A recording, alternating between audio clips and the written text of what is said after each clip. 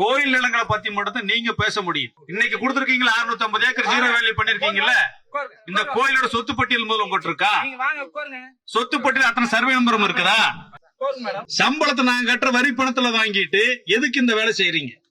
இல்ல தமிழ்நாடு அரசு இந்த மாதிரி ஜீரோ வேல்யூ பண்ணி உங்களுக்கு ஒரு ஜீவோ போட்டு கொடுத்திருக்கா?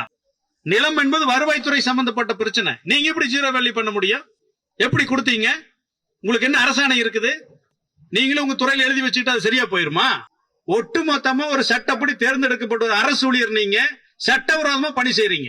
என்ன அரசாணை இருக்கு, சுற்றறிக்கை இருக்கு? முதல்வர் போட்டிருக்காரா? இல்ல தமிழ்நாடு சட்டமன்றத்தில் கொள்கை முடிவு எடுத்திருக்குதா? எதுவுமே இல்லாம நீங்க ஜீரோ வேல்யூ பண்ணி இத்தனை பேரோட வாழ்வாதாரத்தை பறிச்சிருக்கீங்க. உங்க வீட்டுல இருந்து ஒரே நாள் தூக்கி வெளியே போட்டா ஒத்துக்குவீங்களா? நீங்க உங்க சொந்த வந்ததுக்கு சொத்தே கிடையாதா? படிச்சுதானே வேலைக்கு வந்திருக்கீங்க. எதுக்காக இப்படி சட்டவிரோதமா தொடர்ச்சி செஞ்சுட்டே இருக்கிறீங்க? என்ன உள்நோக்கம், என்ன காரணம்? ஏதாச்சும் மாசமான மாமூல் வேணுமா உங்களுக்கு? எங்க மக்கள் கேட்டு கொடுக்கலையா? இல்ல பணத்தாசை உங்களுக்கு அதிகமா பிடிச்சிருச்சா? எதுக்காக அறநிலைத்துறையில அறம் கெட்ட வேலை செய்றீங்க?